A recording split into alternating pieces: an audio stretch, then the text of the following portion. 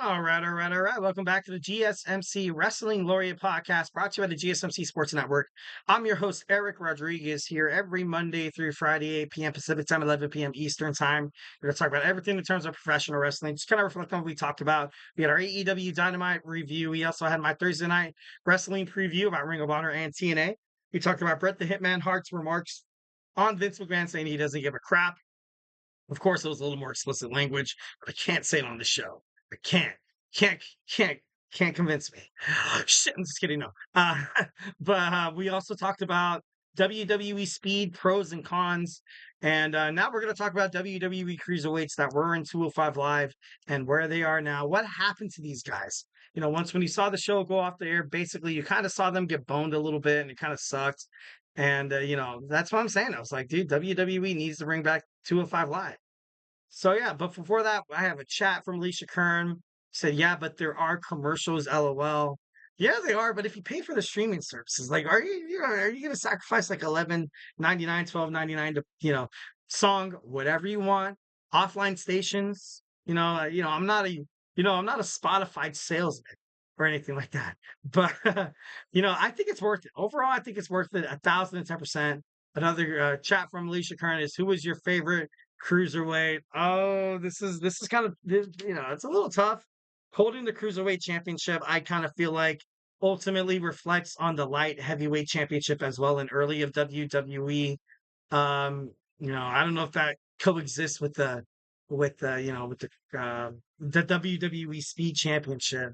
But man, who was my favorite cruiserweight? I got to be honest. I know yours was probably like someone from WCW called Billy Kidman. I'm just kidding. No, just kidding. But for me, my favorite cruiserweight, you got to go with Rey Mysterio, the 619. Gotta go with 619. Who's that jumping out the sky? REY Mysterio. Here we go. Obviously, I feel like he would make for a great champion pretty soon. Yep. LOL. I like that. But then the nowadays cruiserweights, I gotta be honest, I did love TJ Perkins. I did love what they were doing with God, who was that guy with the mustache? Oh, I forgot his name, but he was pretty good. I liked Neville. Neville was decent. Enzo Amore, I didn't like it that he won the cruiserweight championship, but overall, I feel like there was a lot of I don't know, a lot of speculation. Maybe that's the reason why they were like, maybe we should get rid of this. But overall, we have WWE 205 Live on November 29th, 2016. WWE launched a product of amazing high flying aerial assassins jumping off the top rope, over the top rope, but most importantly, entertaining the fans and keeping them at the edge of their seat every single time you'd see them jump off the ledge just to hit the move they were heading for. Basically, we had cruiserweight championship caliber wrestlers that weigh 205 live, 205 live, 205 pounds and under. After it all ended, the wrestlers were left essentially jobless. And, the belt was retired, leaving people, leaving these amazing cruiserweights basically as jobbers. They were left as jobbers on WWE SmackDown, on WWE Raw, and it was terrible. It was awful. You know, I don't know. It's just kind of crazy. The belt, obviously you saw it began with the CWC Classic, the Fighting Classic with that purple belt. That was won by TJ Perkins, and it got a lot of views. It got a lot of views, got a lot of attention. I was shocked. I was shocked when WWE didn't want to continue with this 205 Live brand. I got to be honest. I, wasn't a huge fan of that, but I don't know. It's just kind of crazy. Some 205 Live superstars, are either struggling in WWE or just basically left. So we're going to talk about some people in, that left in 205 Live, kind of where they began, kind of like where they left to and all that. First, we have Austin Aries. Austin Aries was super popular in TNA professional wrestling. He's a, TNA world champion, Ring of Honor world champion. Now, he's kind of, within the wrestling independent circuits. A lot of these guys are. A lot of these guys are actually still kind of wrestling around the status quo in terms of the WWE, which is like, kind of floating around the, independent circuit. I think he's in the southern, right? I'm not too sure. Don't quote me on that. But Austin Aries, he was great. Obviously, he did have an injury and he did have a chance to fight Neville for that WWE Cruiserweight Championship, but never really prevailed. So, definitely on the list, I have Austin Aries. Also, another cruiserweight, Rick Swan. Rick Swan is now on Ring of Honor, and obviously doing his thing with AJ Francis. But before he was involved with like a domestic disturbance, obviously don't want to get too into that. But he was cleared. He was ultimately cleared. He was let go or whatever you like to call it. And WWE ultimately, they suspended him. Then after that, you're like, I don't kind of, you don't really want to deal with controversy in terms of your superstar. That's the reason why you kind of have WWE the way they are right now, especially with absolutely everything happening with the Janelle Grant and the Vince McMahon case. They're like, you know what? Don't really need that bad juju, so to speak. Next, we have TJP. TJP, oh my God, he was one of my most favorite wrestlers. I got to be honest, in the 205 Live circuit. I remember watching him when I first started getting back into professional wrestling. I thought to myself, I was like, damn, I love this product that is 205 Live. Just 205 Live, it aired every Tuesday. Then you had NXT on Wednesday. And I think on Thursday, you had main event. I think it was main event. Not too sure. And then, I used to watch Camp WWE. There was a time that I used to put on absolute WWE all the freaking time. It was great. It was great. And that was pretty cool. It was like kind of like my second coming of WWE because at first, I was in love with the Attitude Era. Then I watched the Ruthless Aggression Era. Then when Triple H and Shawn Michaels reformed D-Generation X back in 2006, 2007, I started buying DX shirts. I was doing the DX shop in my high school and stuff like that. I'm just kidding. No, I wasn't. I'm just kidding, baby. No, but I don't know. It was fun again. Watching professional wrestling was fun once again. And I've been to a couple of live events. The top two matches out of like 5 or 8 that I've been to probably had 205 live wrestlers on top of it. I've seen this match fight. I've seen TJP fight, and it was, oh my God, it was awesome. It was great. Mustafa Ali is on fight, and he's on this list as well. So let's go ahead and jump more on Noam Dar. Noam Dar, obviously, Casa Supernova had his stint with Alicia Fox. Good for him. Alicia Fox is, she's pretty cool. But he was great on 205 Live. Now you kind of see him on WWE NXT. He's still on NXT. And he's still, he's on Metaphor right now with Miss Jackson. You have oh my God, I can't believe it. No, damn it. Oro Mensa. You have Lash Legend. I feel like since she hasn't really been on, like, I feel like once when she was doing her storyline with Trick Williams, she was a little more like, rememberable. I'm just kidding. No, I'm not trying to be mean. But, Noam Dar, I feel like he was a great cruiserweight. I feel like he was kind of like that Scottish, like, underdog, that Scottish warrior that can still kick your ass and still jump off the top rope and be pretty awesome. Next, we have the premier athlete, Tony Nese. We talked about him earlier today in the show. He was fighting in Ring of Honor. He still fights in Ring of Honor.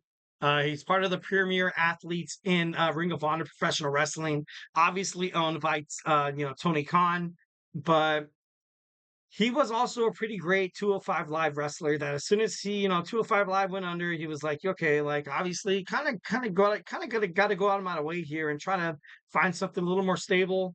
Obviously, he did branch out and find AEW, and it's kind of crazy to see all this wrestling talent that was on 205 Live, and most of the wrestlers that became free agents were cruiserweights, were people weighing in at 205 pounds and less. And that's heartbreaking. That's absolutely heartbreaking. That sucks. That's crazy. Like I said, left them jobless. If you don't want to be a jobber on Raw or SmackDown, getting your arse kicked by Braun Strowman or being thrown around the ring by Braun Breaker, then dude, we're not interested in you.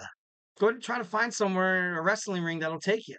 And eventually you saw Tony Nese come back, come to Ring of Honor. Next, Leo Rush. We talked about Leo Rush earlier as well. He was great on 205 Live as well. Overall, I feel like he's still young. I feel like he definitely 1,010% still has a lot of juice left in him. So, definitely think he's going to be doing a lot of special things in the future as well. Drew Gulak recently got let go he wasn't let go. WWE, we didn't come to a contract agreement. A lot of speculations, in terms of what happened with him and Ronda Rousey backstage. Not going to get too much into that, conspiracy theories and speculations. But, obviously what you saw Drew Gulak leave the no quarter catch crew on NXT. It kind of left them a little crippled a little bit. Kind of left them a little crippled about, okay, like, what did we do? We had our main guy on the mic. Obviously, they kind of got it going. Charlie Dempsey, Tibion Heights. You also saw not Riley Osborne. What's his name? I can't remember. And then you have Ren Sinclair recently. But I respected Drew Gulak. On 205 Live, he was definitely like he was the non-cruiserweight. Like he didn't have the body of a cruiserweight, but he still went out there and gave you 1,010% of what he had. And it got people pumped up. It got me pumped up. 1,010%. Definitely miss seeing Drew Gulak. Next, we have Cedric Alexander. With 205 Live kind of going under, probably the most pissed off person was the person who was ruling 205 Live.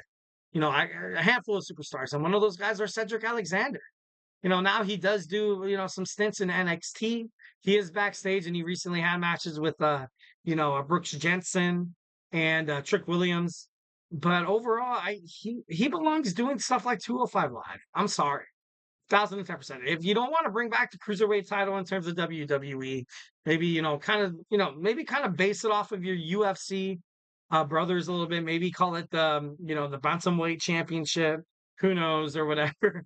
You kind of get maybe like the featherweight, uh, welterweight. Just make it if you want to make it sound fancy, I guess. But overall, Cedric Alexander was a great superstar in 205 Live, and it's kind of crazy to see, where his career ultimately ended up. Akira Tozawa. Akira Tozawa was also he was a top star on 205 Live, winning a championship. I believe he won a championship. But once when you saw 205 Live kind of going there, you've seen him, you kind of like a jobber. He's a jobber. Even right now, you kind of have him on Alpha Academy, and although him and Otis do actually come scary close to winning matches, but overall, he's just because he has that athletic ability to kind of to sell moves, to sell to kind of put superstars over a little bit. And overall, I feel like Akira Tozawa was robbed once when 205 Live went under, thanks to WWE created be like, you know what? Although we have all these talented superstars who can challenge for this belt, let's go and just exit. We don't need that. We don't need that. But still, nowadays we see on Monday Night Raw and SmackDown like pointless, like random matches and stuff like that. It's like, dude, really? Are you serious? That's crazy. But I don't know. It's just kind of crazy. Pac, the bastard Pac from AEW, formerly known as Neville. He left WWE as well. He dropped the belt to Enzo Amore, which I didn't really agree with.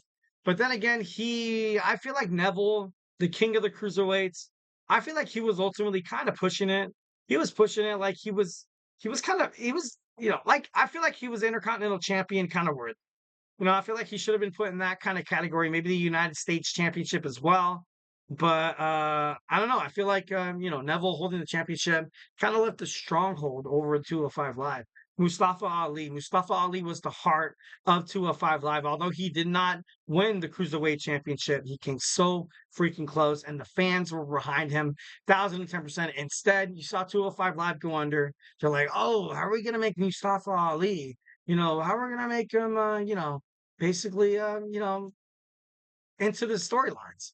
Oh yeah, let's have them, gather up again a band of mischief hooligans and let's go ahead and call them retribution. Like, and it was, oh God, how awful was that? Oh my God, such a buildup to such a failure. Absolutely such a failure, leaving a bad mark on poor Mustafa Ali's career. And it just wasn't good. Just wasn't good. Obviously, now you kind of see him achieving success in TNA. He had a great run as the X Division champion. I'm glad, TNA was able to kind of appreciate his capabilities. So you definitely got to respect that. Lastly, I kind of left this on there. He's not a cruiserweight, but then he's not an international, champion. I feel like he is. I feel like he is an international champion. Might be a little bit too hardcore to be like a light heavyweight cruiserweight champion. But today we did see Ricochet, jump off the top rope from WWE to AEW. I gotta be honest, I'm shocked. And I'm a little sad. I'm a little sad 1,010% because I recently saw Ricochet on a promo in WWE with Braun Breaker. And I was like, holy shit, like, I feel like that was a sign that Ricochet is gonna sign back. And of course he has, Samantha Irving, the ring announcer in WWE. Why not why don't you want to travel with your fiance? but instead he got a great multi-million dollar deal. He got a multi-year deal with AEW, and he's going to be so great over there. He's going to be amazing. He's going to be one of the greatest superstars in AEW history. I'll even go out and, kind of stick my neck out and say something like that. I believe 1,010% Ricochet was underutilized by WWE, and now WWE is going to have to, gonna have to suffer the consequences a little bit. They're gonna get ratings. They're gonna get great ratings because how amazing Ricochet is. He's a rocking running highlight reel. All right. So yeah, guys, that was my show. Hope you guys enjoyed it. Thank you so much for tuning into the GSMC Wrestling Laureate podcast brought to you by the GSMC Sports Network. Obviously, go in and Superman punch that like and subscribe button to the show. I'm your host, Eric Rodriguez, here every Monday through Friday, 8 p.m. Pacific time, 11 p.m. Eastern time. Remember, you can follow us on Twitter/X, Instagram, TikTok, and Facebook for more content and updates. And like I always say, if I haven't made you a wrestling fan by now, we also have, a bunch of other sports. We have my man Emran with the GSMC soccer podcast. We have, Jeremy and TJ with sports all around. We also have Manny with the Chip Shot Football Podcast, Kenneth with the GSMC Football Podcast. Football's right around the corner, guys. We want to find out all the latest news, all the hottest news in terms of the National Football League. Make sure you tune into those shows. We also have Chris Shepard with the GSMC Fantasy Sports Podcast, which is pretty badass. Going to be watching that, especially when I'm diving myself on some football picks and stuff like that. And also my fantasy league. I hope my fantasy league actually does pretty good. College football starts on Saturday. Make sure you tune into the GSMC College Football Podcast with my boy Tommy. Make sure you do not miss a second of this hot GSMC Sports podcasting. Just love, man. Be part of the GSMC bloodline. Be part of this awesome bloodline. The real Tribal Chief, though. The real Tribal Chief. Not any of those fakers. Not any of those fakers. We also got Nelson with the GSMC Basketball Podcast, so make sure you tune into that. So, yeah. Honestly, guys, I hope you guys have an amazing Thursday, amazing Friday. Join me tomorrow night. It is Friday, the jumpstart into the weekend with the hottest wrestling show in professional wrestling streaming podcast. I'm just kidding. I'm not, I kind of did not know where I was going to go with that. But it's a great show. It's a great show. I appreciate you guys, love you guys, 1,010%. But at the end of the night, stay beautiful. Just remember from the bottom of my heart, absolutely love you guys. So hey, have a good night.